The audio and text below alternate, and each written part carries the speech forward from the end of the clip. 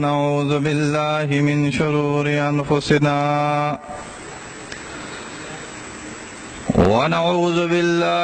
شرور أنفسنا ومن سيئات أعمالنا. من يهده الله فلا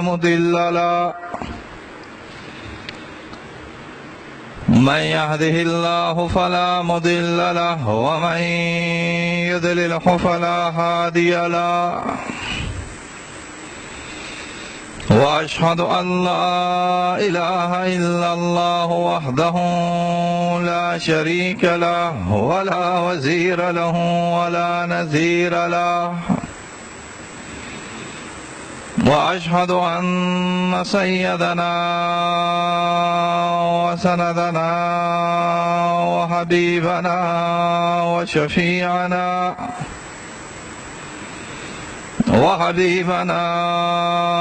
وشفيعنا ومولانا محمد صلى الله عليه وسلم عبده ورسوله. أما بعد، فقال الله تبارك وتعالى: أعوذ بالله من الشيطان الرجيم. بسم الله الرحمن الرحيم. ولا تقولوا لمن يقتل في سبيل الله أموات بل أحياء ولكن لا تشعرون.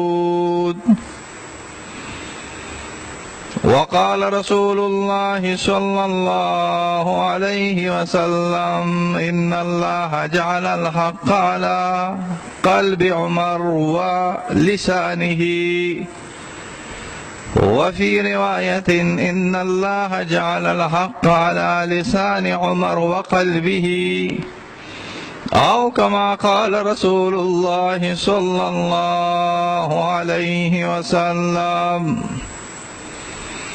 وقال رسول الله صلى الله عليه وسلم: اللهم أعز الإسلام بأحد العمرين، أو كما قال رسول الله صلى الله عليه وسلم. وقال رسول الله صلى الله عليه وسلم: الله الله في أصحابي، لا تتخذوهم من بعدي عرضا. من أحبهم فبحبي أحبهم، ومن أبغضهم فببغضي أبغضهم، أو كما قال رسول الله صلى الله عليه وسلم. بلغ العلا بكماله، كشف الدجى بجماله، حسنت جميع حساله. صلوا عليه وآله. وأحسن منك لم تر قط عيني، وأجمل منك لم تلد النساء. خلقت مبرأ من كل عيب، كأنك قد خلقت كما تشاء. إن الله وملائكته يصلون على النبي، يا أيها الذين آمنوا صلوا عليه وسلموا تسليما. اللهم صل على محمد وعلى آل محمد كما صليت على إبراهيم وعلى آل إبراهيم إنك حميد مجيد. اللهم بارك على محمد وعلى آل محمد كما باركت على إبراهيم وعلى آل إبراهيم إنك حميد مجيد. مرګرو دوستانو، آیاتونه د الله تعالی د کتاب مقدسه او حدیث میں رسول الله صلی الله علیه وسلم د زبان مبارکه وینا وکړو. مې لوستل، تاسو واورېدل. نن د جمعې د ورځ بهترینه، معززه، مبارکه، د خیر او د برکت ورځ ده. او د جمعې ورځ هم راغلې ده او د جمعې د ورځ سره یو دوه نور کارونه هم د دې سره تړلي شوي دي. یو خو دا ده چې اتفاقي دا ده محرم نن اولنۍ ورځ ده حکومتي حسابي، یعنی کال ختم شوی دی، اسلامی کال ختم شو پرون او اسلامی کال بل د شریعت او د اسلام کال شروع شو. 1438 د رسول الله صلی الله علیه وسلم د هجرت مبارکه 1438 سال ختم شو او 1439 سال د هجرت دا شروع شوی دی. د انسان به په دې ورځ باندې وګوري د حکومت هر کال ګوشواره وباسي د نیکۍ د بدۍ د حساب د مال د مالیو. نو تاسو به لکه ګوشواره بېګاله وباسئ چې د تېرې کال کې مونږ څونه نیکۍ کړي دي او څونه بدۍ کړي دي. به هر حال دا به زه بیا چېرته وایم. دویمه نمبر خبره دا ده چې نن یو داسې ورځ ده چې د الله د پیغمبر صلی الله علیه وسلم دویم نمبر ملګری چې په درجه کې په اسلام کې د حضرت ابوبکر صاحب نه وروسته راغلی دی او د عثمان صاحب نه او د حضرت علي صاحب نه مخکې راغلی چې حضرت عمر رضی الله تبارک وتعالی عنه ورته ویل کېږي د مسلمانانو دویم بادشاه، دا د ظالمانو او د سازشانو د لاسه قتل شوی دی، شهید شوی دی.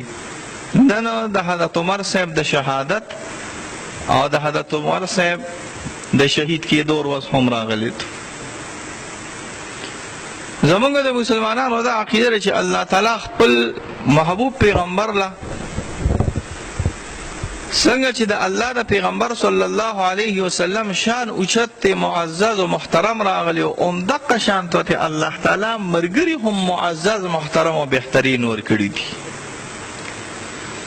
په پیغمبرانو کې په انبیو کې د الله د پیغمبر صلی الله علیه وسلم په شانتي ملګري د یو پیغمبر هم نه تیر شوی.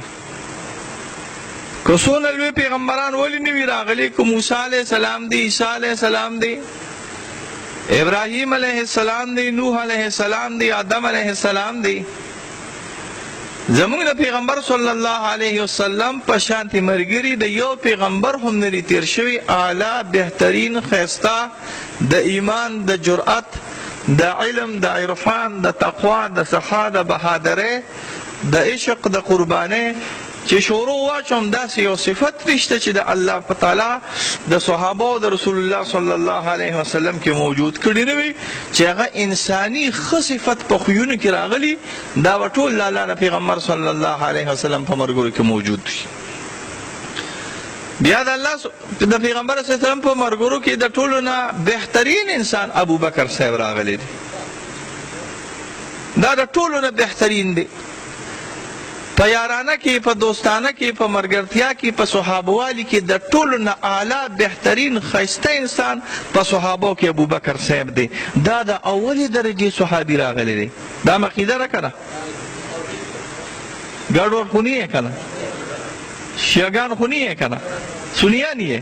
هلکه ډېر تکړه خلک یې ګورې ښه.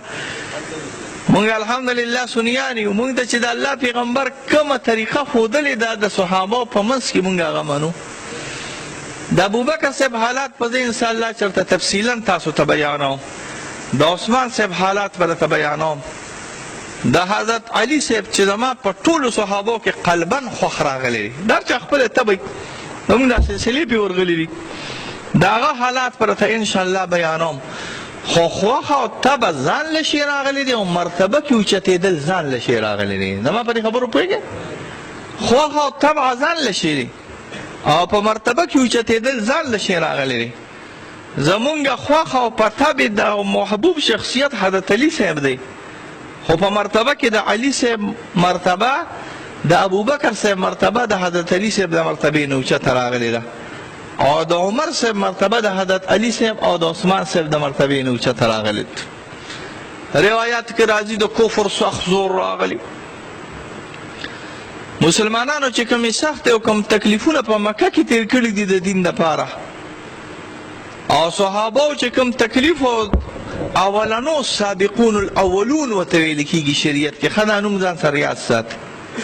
صحابه کې د ټولو نه اعلی صحابه کوم یو راغلي دي؟ السابقون الاولون، مخکې خلک، اول خلک چې د سختې په وخت کې د الله په پیغمبر صلی الله علیه وسلم ایمان راوړلی دی، چې د تکلیف په وخت کې د الله په پیغمبر صلی الله علیه وسلم ایمان راوړلی دی، چې ابوبکر صاحب راغلی دی، انس صاحب راغلی دی، عثمان صاحب راغلی دی.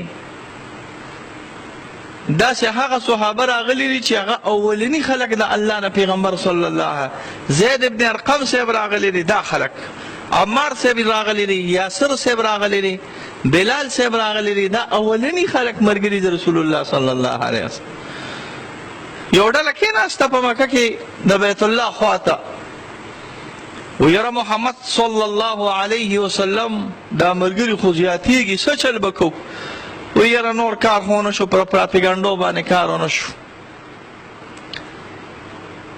په سازشونو باندې کار ونه شو، بس یو علاج د الله د پیغمبر کېږي، د الله پیغمبر صلی الله علیه وسلم شهید کې. اوس د خدای قدرت دا چې د الله پیغمبر صلی الله علیه وسلم په عربو کې د ټولو نه د قوي ترین او د معزز ترین قام نه راغلی، په اعتبار د عزت او د نفره او په اعتبار د طاقت او د قوت سره د الله پیغمبر صلی الله علیه وسلم په مکه کې د ټولو نه قوي قام راغلی و، چې هغه نه ښوده چې د الله د پیغمبر صلی الله علیه وسلم د قام دشمنه والي. ابو جهل ناکاره مردار سړی و، یاره که نن چا محمد شهید کو زمونږ د طرفه صلی الله علیه وسلم، نو سلو خان به زه هغه کس له ورکوم خو که چا محمد شهید کو. عمر صاحب را پاسېده وی ښه دا دونه غټه خبره نه، تاسو یو کس نشئ شهید کولی. دا شهادت لفظ ځکه ویم چې زه دا نشم ویلی چې مړ کولی، مړ کول زما په خولې باندې نه راځي، یا قتل کول زما په خولې باندې نه راځي. نور حضرت عمر صاحب شهید کول نو ویلی، ګورې ښه زما په خبرو پوهېږې که، او نور حضرت عمر صاحب او ابو جهل محمد صلی الله علیه وسلم یې نو ویلی، هغوی به محمد وی، هغوی به مړ کول ویل، هغوی به قتل کول ویل، هغوی به هلاک کول ویل، خو زه نه قتل ویلی شم او نه هلاک ویلی شم او نه مړ کول ویلی شم. د ادبه به خامخا زما په خولې باندې او ستاسو په خولې باندې شهید راځي، او د ادبه به خامخا که هغوی محمد ویلي او که هر څه ویلي، خو مونږ به وایو چې محمد صلی الله علیه وسلم. یو محمد صلی الله علیه وسلم نشي شهید کولی، راکېده توره، توره یې واغسته، روان شو. حمزه صاحب په دغه وخت کې ایمان راوړی، روایاتو کې راځي چې توره یې واغشته او روان شو د رسول الله صلی الله علیه وسلم د شهادت دپاره. مخامخ ولې یو صحابي ورغی، وایي چېرته روانې؟ عمر صاحب چېرته ځې؟ وایي نیت مې دا کړی دی چې نن به محمد شهید کوم صلی الله علیه وسلم. وایي ښه محمد شهید کې. کله چې سړی زوروري نو د عقل او د فکر تقاضا دا ده چې ګوري هغه ځای کې به زور استعمالی چې کوم ځای کې ستا زور رسي، ګوري، او چې کوم ځای کې د زور نه رسي نو د شریعت قانون هم دا دی چې ګوري غر سره بس ډغره نه واخلي، چې غر ډغره واخلي چې زه دا غره خوا کوم پرې خپلو خطرو باندې ځان له به سر مات کې. ګوري د عقل او د فکر نه به کار الی، د هوش او د حواسو نه به کار الی، که هغه کافر او منافق ولې نه وي، خو ته به د هوش او د حواسو نه هم کار الی چې زما له ده سره مقابله کېږي، نو په دې مقابله کې زه او اسلام او دین ته ګټه ده او که دې ته ګټه نه ده راغلې. صحابي چې کله دولی دي چې ابوبکر صاحب عمر صاحب را روان دی او توره ورسره ده، نو مقابلې لور نه راغی، جګړې لور نه راغی، پرځولو لور نه راغی. مثال یې د سیلاب راغلی او د سیلاب مخ یې تاو کړه، وی ورشه محمد صلی الله علیه وسلم پرېږده ستا کور ته ایمان تللی وي. څنګه زما کور ته ایمان تللی دی؟ وی ستا خور هم ایمان راوړی دی او ستا اوښ هم ایمان راوړی دی، خور دې مسلمانه شوې ده او اوښ دې مسلمان شوی دی. وی ښه خور او اوښ مې مسلمان شوی دی، اول دا خپل کور سمم بیا به ګورم. دا خدای قدرت دا چې کله ورته د دې کور ته د کور د ورننوتو آداب دي، ډایرکټ به نه ورننوځي، خپل کور ته هم ډایرکټ نه ورننوځي. ګورې چې خپل کور دی نو شریعت کې راځي یو ټوخې مخکې وکړه، هسې داسې یو موټر سایکل باندې خپل کور ته ځې نو داسې به نه کوې چې ګورې پټ په موټر سایکل حجره کې ودرې، چې څوک د باندې خبر نه شو یو غړپ باندې کور ته وردن شي دا د شریعت قانون نه دی ښه زنانه به څنګه ناستي زمونږ د کورونو خو پردې هم نه وي راغلي یوازې ښځه خو زمونږ کور کې نه اوسي روندار اوسي 500 نورې زنانه ناستي چې ورځې داسې د موټرسایکل د ارنو وخه چې لکه ګورې څوک راغلی لوجرې ته زنانه به ځان سم کړي زما په خبره پوهېږي د مخکې نه ټوخې وکړه چې لکه ګورې کپتان صاحب را روان دی ښه د مخکې نه ټوخې وکړه یا داسې نور څه کړته پړته وکړه ووشړه چرګ او سره هاش خوش وکړه چې پته ولګي چې لکه صاحب را روان دی ګورې داسې ډایرکټ به نه ننوځي ځان سره دا خبره یاد ساتئ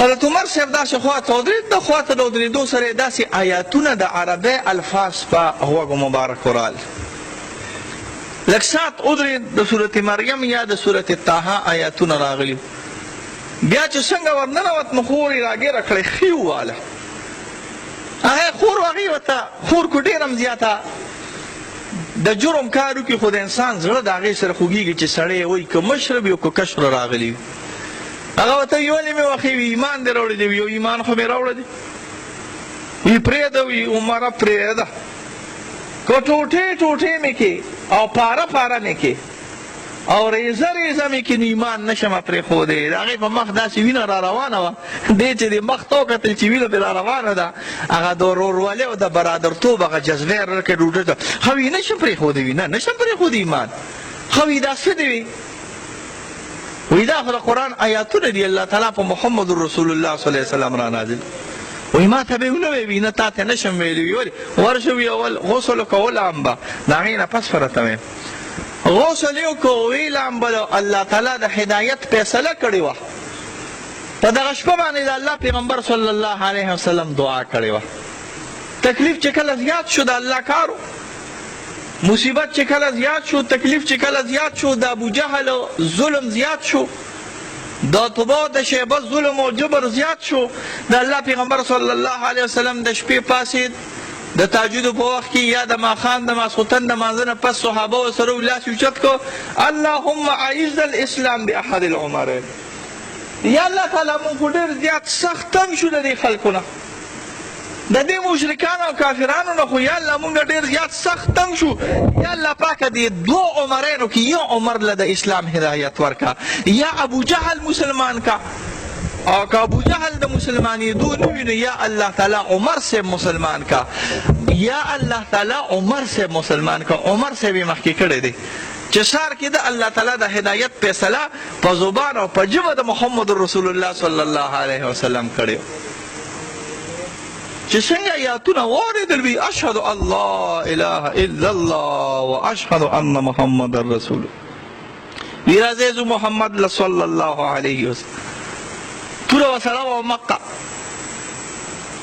د زید بیت دارو یا بیت زید ابن ارقم کې د الله پیغمبر ناستو د ضعف زمانه وه کلمه چا نه شو ویلې په تېزه باندې اذان چا نه شو کولی اذان امنو خو اذان نه شو کېدی د الله اکبر وینا چا نه شو کولی مونځ په جمع باندې نه شو کېدی خلک به څلوېښت دېرش پنځوس کسان به ناستو د دین تعلیمات پرې کوه خو منځ ته نه شو راوتی چې د حق کلمې ویلې وه ځکه حضرت عمر صاحب ته لفظ د فارق وایي یا فاروق یا فارق عمر صاحب چې کله ور وټکو حضرت حمزه صاحب ناستو بلال صاحب داسې یو سوړه غونته وه هغې کې چې وکتل چې وایي حضرت عمر صاحب دی توره ده ورسره هغه خو کمزوري سړی و الله پیغمبر له یې رامنډه کړه سړی د الله پیغمبر او حضرت عمر دی او توره ورسره ده ډېر په غوسه کې را روان دی حمزه صاحب وایي ور لړکی که چېرته په نیکه اراده راغلي خدای دې ښه شي دا زما الفاظ دي ښه دې ته روایت بالمعنا وایي په حدیثو کې او که په بده اراده راغلي نو په دغه تورې به ترې دا سر کټ کړم ور لړکی ور یې چې لړ کړو چې کله د الله پیغمبر صلی الله علیه وسلم ته وکتل په یو تیز اواز یې وي اشهد ان لا اله الا الله صحابه حق د حیران شو چې مونږ خو وایو چې سړی جګړې له راغلی دی جنګ له راغلی دی او د جنګ او د جګړې په ځای باندې خو سړی مسلمان شو عمر صاحب مسلمان شو هغوی د ډېرې خوشحالۍ نه الله اکبر نارې تکبیر الله اکبر چغه وواله دا ټوله مکه د هغې د وجې نه خوځېده کافر پوه شو چې لکه څه چل خو شوی دی عمر صاحب رسول الله صلی الله علیه وسلم محمد را پاسه وی چېرته ویده راځئ چې را روان شو توره واغسته، حمزه صاحب او عمر صاحب توره را واغسته، وی په دې کعبه کې به ودرېږو، په کعبه کې به مونځ کوو، په کعبه کې به ودرېږو، په کعبه کې به د اشهد ان لا اله الا الله او د اشهد ان محمد رسول الله وینا کوو، په کعبه کې به ودرېږو، د بوتانو په منځ کې به د کافرانو، د جابرانو، د ظالمانو په منځ کې به د الله د وحدانیت خبره کوو. یاره مره پکې نن نشته، ټول روان شو، عمر صاحب او حمزه صاحب مخکې دي، تورې رایستې او ټول ورپسې روان دي، او په کعبه کې مونځ اولنی مونځ شو، د الله د توحید اواز پورته شو. ځکه حضرت عمر ته حضرت عمر الفاروق ویل کېږي، هغه عمر صاحب چې هغه حق او باطل په منځ کې فرق راوستی دی، حق یو طرف ته شوی دی او باطل یو طرف ته شوی دی. دا حضرت عمر صاحب د الله پیغمبر صلی الله علیه وسلم معراج ته تللی. روایات کې راځي د الله پیغمبر صلی الله علیه وسلم فرمایي زما د الله تعالی په اسمانونو کې دوه وزیران دي، او چې څنګه د الله تعالی په اسمانونو کې دوه وزیران دي، نو زما په ځمکه کې دوه وزیران دي. د الله وزیر او مشیر ته ضرورت نشته. ګورې دا عقیده به یاده ساتئ، زر ځله مې درته ویلي دي. شته د الله وزیر ته ضرورت شته؟ نه. د الله مشیر ته ضرورت ته چې الله له مشوره ورکوي؟ نه. د الله نوکر ته ضرورت شته؟ نشته. نه نوکر ته ضرورت شته، نه وزیر ته ضرورت شته، نه مشیر ته ضرورت شته، نه منشي ته ضرورت شته، او هیڅ ته ضرورت نشته، نه دفتر ته ضرورت شته. داسې بادشاه دی چې بغیر د وزیر او د مشیر او د نوکر نه روان دی. وزیران او منشیان او نوکران الله نه ساتي. د الله پیغمبر وی وزیران دي، یعنی دوه محبوب کسان راغلي دي. وزیر په معنا د څه سره؟ د محبوب کسانو سره. د الله دوه محبوب کسان دي په اسمانونو کې، او زما دو محبوب کسان راغلی دي په ځمکه کې. یو مې حضرت ابوبکر صاحب ډېر محبوب راغلی دی، یو مې حضرت عمر صاحب ډېر محبوب راغلی دی. د الله پیغمبر صلی الله علیه وسلم اسمانونو ته وخت. د اسمانونو د خطو په وخت کې زمونږ دا عقیده ده، دا ځان سره یاد ساتئ، په عرش معلا باندې د الله د پیغمبر نه ماسوا د بل پیغمبر قدم ګورې نه دی لګېدلی. دا عقیده به یاد ساتئ. اسمانونو کې پیغمبران شته. ګورئ حضرت آدم علیہ السلام، حضرت ابراہیم علیہ السلام، حضرت یونس علیہ السلام، حضرت عیسیٰ علیہ السلام، حضرت یوسف علیہ السلام، دا د الله د پیغمبر صلی الله علیه وسلم سره په اسمانونو کې ملاقاتونه کوي. اسمانونو کې پیغمبران شته، قبرونو کې دي، خو ملاقات رسول الله صلی الله علیه وسلم له اسمانونو کې ختلی. دا عقیده یاد ساتئ. خو آیا د دې نه ما سوا د اسمانونو د اووم اسمانونو نه اخوا انسانان ختلی دي؟ آخری حد د انسانانو، د ملائکو د انسانانو آخری حد چې د هغې نه اخوا نه چېرته ملایکه تللی ده او نه ته انسان تللی دی، سدرة المنتهی ویل کېږي.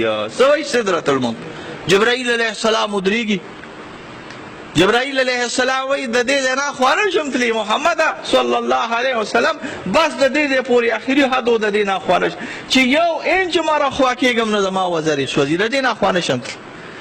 دی جنتونو کې د دې عرش معلا نه مخکې دی جنتونو کې د الله پیغمبر صلی الله علیه وسلم د خپو او د پړو کشار وړي. جبرائیل علیه السلام ته وایي د انسانانو د پړو کشار، ځکه ملائک خو په زرګونو په جنتونو کې موجود وي، د انسانانو د پړو کشار وړي. جبرائیل علیه السلام ته وایي دا د پړو کشار زمانه د مخکې څوک روان دي، او یا محمد دا د حضرت بلال صاحب د پړو کشار دی. ساله چې راځي تپوس دی کې بلال صاحب داسې څه عمل کې زمانه مخکې ستا د پړو کشار ما په جنت کې نه اورېده. وایي د الله پیغمبره نور ستا غلام یم او ستا عاشق یم. دا زما خپل الفاظ. نور ستا ځکه چې بلال صاحب ته دا بلالي ورکړې ده عشق د محمد صلی الله علیه وسلم. په خبرو خو زما پوهېږئ، بلال صاحب ته دا مقام ورکړی دی الله تعالی د محبت او د غلامۍ د محمد رسول الله صلی الله علیه وسلم. غلام د رسول الله صلی الله علیه وسلم، عاشق د رسول الله. یا محمد یا محبوبه یا معشوق، ستا عاشق یم او ستا غلام یم. خو یو عادت راکړی دی چې مونځ کله کوم او 2 رکعت او چهاردام وکړم، نو د چهاردام نه پس یو 2 رکعته نفل کوم، تحیت الوضو کوم. د دې د برکت الله تعالی ماله دا مقام راکړی. الله پیغمبر صلی الله علیه وسلم روانو بنګلو باندې، د جنت په بنګلو باندې نومونه لیکلي شوي دي. ګورې ویلې دي د تخا حیات آباد ته چې لاړ شي نو کاشانه یې پلا، زموږ پرې وړو کې خو نه وي، دا پګلې چې خلک جوړ کړي حیات آباد یا شیخ ملتون ته، نو څه وایي؟ کاشانه یې پلا پلا پلا، کاشانه یې پلا پلا پلا.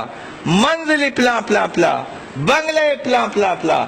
د جنت په باغچو باندې، د جنت په بنگلو باندې الله تعالی د هر هغه کس نوم لیکلی دی چې چاله به الله تعالی ورکوي. خدای دې موږ له ښکلې ښکلې بنگلې په جنت کې نه راکړي. زموږ خو دا مطلب دی او دا مقصد دی چې الله تعالی را په جنت کې ښایسته په ښایسته بنگلې راکړي. روایت کې راځي داسې بنگله وه د حضرت عمر صاحب نوم پې ښایسته یو حوره ورسره ناسته راغلې وه.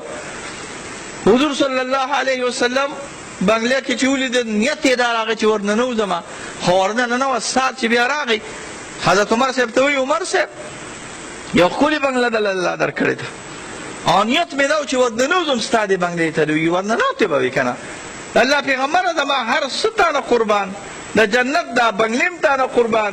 وایي نه حضرت عمر صاحب وردن نه نوتم، ستا غیرت راته یاد شو، چې ستا د حیا او د غیرت هغه جذبه راته یاده شوه چې هسې نه چې حضرت عمر صاحب زما په دې ورتلو باندې بد وګڼي. وایي د الله پیغمبره ستا باندې به په ورتلو باندې زما بد ګڼل، زه خو به خوشحاله شوی یم چې ستا قدم مبارک زما په بنگله کې په جنت کې نه لګي. دغه حضرت عمر صاحب روایات کې راځي رسول الله صلی الله علیه وسلم فرمایي په انسانانو کې د ټولو نه زیات چې شیطان د چا نه یریږي نو د حضرت عمر صاحب نه یریږي په ټولو انسانانو کې. حضور صلی الله علیه وسلم یو ځل ناستو، ماشومان یې ناستې وې، د اختر ورځ وه او د الله پیغمبر صلی الله علیه وسلم د جلال والا پیغمبر مو خو جمال پکې ډېر زیات و. جمال پېژنئ که نه، نرمي د الله پیغمبر صلی الله علیه وسلم کې ډېره زیاته وه. د هغه نرمۍ د وجې نه به کله ناکله ګوره چې کله داسې خرش پرشکي اوسي که نه نو دا ماشومان به دنه یریږي، زنانه به هم دنه کور کې یریږي. خو کو یو ځل د ماشومانو سره او یو ځل د زنانو سره ګپو لګو نو بس بیا د ټول خرش پرش ختم دی. ګورئ هلکه داسې دا غوره ده.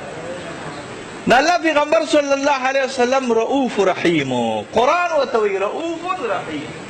زه نه وایم ښه، څوک وایي؟ قرآن وایي رؤوف رحیم. د الله پیغمبر رحیم و، رؤوف و، خیسته انداز، خیسته ژبه مبارکه، خیسته الفاظ، نرم خوی الله تعالی خپل پیغمبر صلی الله علیه وسلم له دغه نرم خوی د به د ماشومانو کله ناکله پیدا اخسته. د رسول الله صلی الله علیه وسلم یو نوسۍ وه امامه نومېده. څه نومېده؟ امامه. په مانځه کې به کله ناکله راله د حضرت فاطمې صاحب لور نه وه، حضرت زینب صاحب لور وه. هغه به کله ناکله په مانځه کې راله د الله پیغمبر صلی الله علیه وسلم به په اتحیاتو باندې ناست و، داسې د شا د طرف نه به د الله پیغمبر صلی الله علیه وسلم ته ورته غاړه وته او بیا چې به د الله پیغمبر مانځه ته پاسېده واپس قیام ته نو دا به داسې انختې وه د الله پیغمبر صلی الله علیه وسلم پورې او داسې انختو کې به پاسېده. حضور صلی الله علیه وسلم به بغیر د عمل کثیر نه داسې راتاو کړه او خوا کې به ځان سره ودرول. روایات راځي د اختر ورځ وه، بعضې شیزونه مونږ تاسو ته نه ویو او د هغې وجه دا ده که مونږ تاسو ته ووي نو تاسو هغه څیزونه د الله پاک راغلي یې چې جنجالونه راته جوړوي. څه راته جوړوي؟ جنجالونه. ګورئ مونږ له ډېرې خبرې تاسو نه پټوو. تاسو وایي مولیان مونږ له خبرې پټوي، نو مولیان به تاسو نه بعضې خبرې نه پټوي. که مولیانو بعضې خبرې تاسو ته وکړئ نو تاسو بیا د نوک په ځای باندې سوک په هغه ځای کې منډئ. ګورئ ښه، په هغې کې یو خبره دا ده، په پټو خبرو کې یو خبره دا ده چې مونږ تاسو نه پټه کړې ده. ګورئ په هغې کې یو خبره دا ده چې ګلې کله ناکله په واده کې تمبل وال جایز دی. پې پوه ځه اوسه ټینګ شه ورته په واده کې د تمبل وال ورته جایز کړو نو خو سړو ته به جایز وي که نه. ښځو له چې دا اتڼې ورته وایي او سړي او هلکان ورته دواړه ډبل ګډېږي، دغه ناروا، دغه په څلور مذهبه ناروا راغلي. خو فقهاو د اجازت ورکړی دی چې د واده په وخت کې تمبل وهل جایز راغلي. دا یو فقهاو د اجازت ورکړی چې د اختر پر ورځ باندې داسې لږ غوندې تمبلګي وهل جایز راغلي دي. هسې نه چې ملا بهادر اوس د اختر ورځ یو بس تمبل د غاړې ته اچولي او ډزه ډزه ډزه ډزه پرې پوهېږې چې مفتي ویلي و چې تمبل وهل جایز دي. نه، د هغې خپل خاص شرایط دي، خپل خاص طریقه ده، خپل خاص عادت یې دی. د الله پیغمبر صلی الله علیه وسلم ناستو ماشومان یې زنانه و هغې تمبل غږاو. د حضور صلی الله علیه وسلم په کور کې تمبل داسې ټکاو را ټکاو، هغه د ډمتوب تمبل نو. ګورې ښه دا زنانه چې وهي داسې داسې داسې. رسول الله صلی الله علیه وسلم راننوت کور ته، ماشومانو بس سبا کې ونه ساته هغه تنبلې غږو. ابو بکر صاحب کور ته راننوت، ماشومانو په باکو نه ساته هغه تنبلې غږو. ناګهانه حضرت عمر صاحب راننوت. عمر صاحب چې څنګه ماشومان ولیدلې تنبلې د کټ د لاندې که په خپل هم د کټ د لاندې ننوتې او تنبلې هم د کټ د لاندې که. حضور صلی الله علیه وسلم په خندا شو. صحابه ته ولې خاندې؟ وی په دې باندې خاندم چې شیطان د حضرت عمر صاحب نه دغه شانتې منډې وخي او ویلې کېږي لکه څنګه چې واوره نور ته او دوب کې کېښودلی شي ویلې کېږي، دغه شانتې شیطان ویلې کېږي.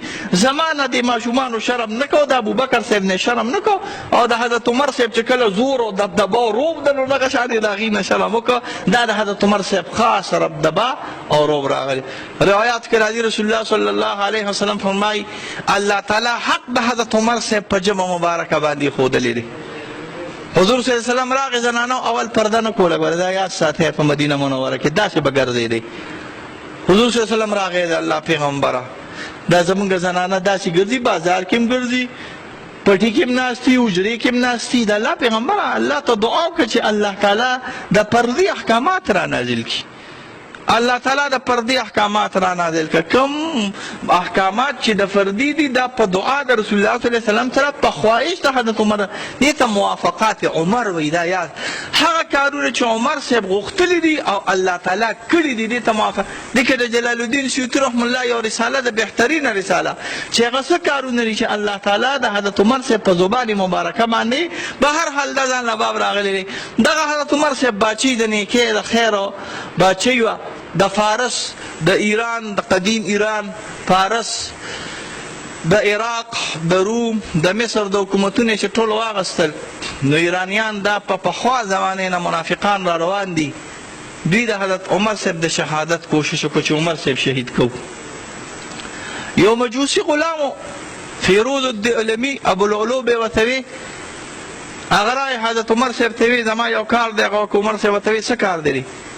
وی ما نه خپل آقا نه خلاص کو، زما څه شرایط دي، هغه شرایط دا دي چې پلان کې شرط باندې ما خپل آقا خلاص کړي، ما د غلامین وباسي. آقا چې کله رسول الله صلی الله علیه وسلم راغوښتو، آقا یې په حقه باندې او دی په ناحقه باندې. حضرت عمر صاحب ورته وی زه ستا دا خبره ناحقه ده، دا په اصل کې نه لوار راغلی. عمر صاحب داسې تېرېده، داسې دا تورې یو وړه غوندې چاړوکۍ ده تېره کوله را تېره کوله. ورته وی څه کې ابوالولو؟ یاره بس دې باندې به د حق یو کار کومه، په دې باندې به د نیکۍ یو کار کوم. د سهار په مانځه کې په نننۍ ورځ په یکم محرم باندې حضرت عمر صاحب د سهار په مانځه کې ولاړو. ناګهانه ابوالولو مجوسي فیروز الدیلمي پرې رامنډه کړې د سهار په مانځه کې، او د سهار په مانځه کې په حضرت عمر رضی الله عنه باندې په خېټه باندې ګزارونه وکړو.